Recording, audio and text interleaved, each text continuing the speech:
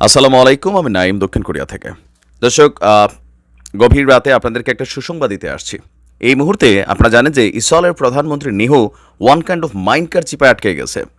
আর এই চিপা থেকে যে কোনো সময় বের হয়ে যাবে ইনশাল্লাহ। রাষ্ট্র ক্ষমতা থেকে তার পতন খুব শীঘ্রই ত্বরান্বিত হবে, কারণ ভেতরের পরিবেশ ধরে এতদিন যাবৎ যে সমস্যাটা আসবে আসবে আসবে আসবে সবাই ভাবছিল, সেটা কিন্তু ফাইনালি এসেই গেল। 120টা সিট নিয়ে আপনার ইসরায়েলের যে বর্তমান সরকার আছে তিনি ক্ষমতায় আছেন। 120টা সিটের মধ্যে সবগুলো আবার তার না। তথ্য বলছে বর্তমান ইসরায়েলি পার্লামেন্টের 120 আসনের মধ্যে 64টি আছে নেহুর দখলে, আর 56টি আছে তার যে শরিক জোটটা আছে তাদের মধ্যে। এখন এই 120 আসনের মধ্যে সবচেয়ে গুরুত্বপূর্ণ অন্যতম সদস্য যিনি, তিনি হচ্ছেন আপনার বেনি গান্টজ।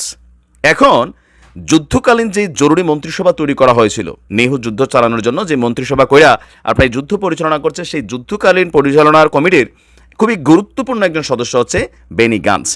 হঠাৎ করেই আজকে তিনি পদত্যাগ করছেন। গত কয়েকদিন যাবত আলোচনায় ছিল যে বেনি গান্টজ পদত্যাগ করতে পারে। কেন? একটি কারণ, বর্তমানে ফিলিস্তিনে যেই অন্যায় অভিযান চালাচ্ছে নেহু, এবং কি গতকালকে যে 4জন জিম্মি উদ্ধার হয়েছে, আমি আগেই বলছি এটা ওয়ান কাইন্ড অফ নাটক। প্রকৃত জিম্মিরা এখন কিন্তু উদ্ধার হতে পারে নাই।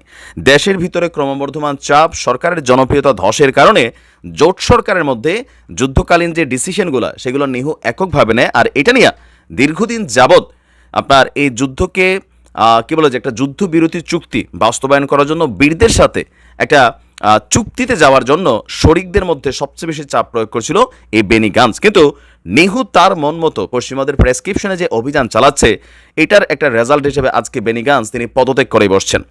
মার্কিন সংবাদ মাধ্যম সিএনএনের তথ্য অনুযায়ী জরুরি যুদ্ধকালীন মন্ত্রিসভা থেকে গান্টজ পদত্যাগ করলে আপনার বর্তমান নেসেটের মধ্যে যে 64টি সিট নেহুর দখলে রয়েছে, গান্টজ সরকার ছাড়াই ইসরায়েলের জরুরি মন্ত্রিসভায় এখন নেহুর লিকুদ পার্টি ব্যতীত অন্য কোনো দলের আর প্রতিনিধি রইল না। তার মানে এখন নেহু যে যুদ্ধটা পরিচালনা করছে, গত বছর 7ই অক্টোবরের পর আপনার যে বাকি রাজনৈতিক দলগুলো আছে তাদের নিয়ে একটা জোট কইরা বুঝাইছে যে দেশের জনতা সবাই এই যুদ্ধের পক্ষে। গাজা যুদ্ধের অবসান এবং ইসরায়েলি বন্দীদের মুক্তি নিশ্চিত করতে ব্যাপক চাপের মুখে যখন নেহু রয়েছে, তখনই গান্টজের এই পদত্যাগ আরও একটা বড় ধাক্কা, পতনের একটা আশঙ্কা করা হচ্ছে। ইসরায়েলের পশ্চিমা মিত্র এবং জিম্মি পরিবার একটা চাপ সৃষ্টি করছে বলে জানিয়েছে। এই পরিস্থিতিতে নেহুর জন্য এখন যুদ্ধে চালিয়ে যাওয়া অনেকটাই কঠিন বলে মনে করছেন আপনার কি বলা হয় যে যারা বিশ্লেষকরা আছেন। নেহুর গাজা যুদ্ধ পরবর্তী পরিকল্পনা প্রকাশ করতে ব্যর্থ হলে আপনার মানে গান্টজ বলছিলেন যে এই যুদ্ধের পরে আসলে এখানে কি হচ্ছে, কারণ তাদের রাষ্ট্রের জন্য আজীবন, এটা তো মাত্র সাময়িক একটা ধরেন সলিউশন হবে, কিন্তু ইসরায়েল কি আজীবন নিরাপদ থাকবে? আমাদের বীরদের মধ্যে যাদের এই প্রায় 40,000-এর কাছাকাছি মানুষ শাহাদাত বরণ করেছে, তাদের যে পরিবার জীবিত আছে, তারা কি আসলে ইসরায়েলের শান্তিতে থাকতে দিবে? জীবনও দিবে না।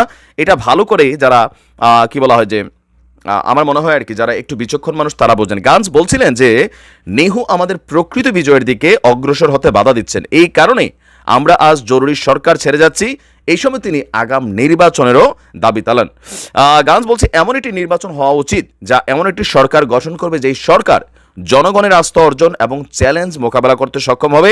আমি নেহুকে আহ্বান জানাই, সবার মতামতের ভিত্তিতে নির্বাচনের তারিখ নির্ধারণ করুন, এই সরকার ভেঙে দিন। এখন লিকুদ পার্টি ছাড়া আর এখানে কেউ নাই, যদিও তার 4টা সিট বেশি আছে, কিন্তু বাকি যে রাজনৈতিক দলগুলা তারা যদি একজোট হয়ে এখন মাঠে নামে, তাহলে নেহুর সরকারের পতন হতে বাধ্য। ইনশাল্লাহ ভালো কিছু ঘটবে। ভালো থাকুন। আসসালামু আলাইকুম।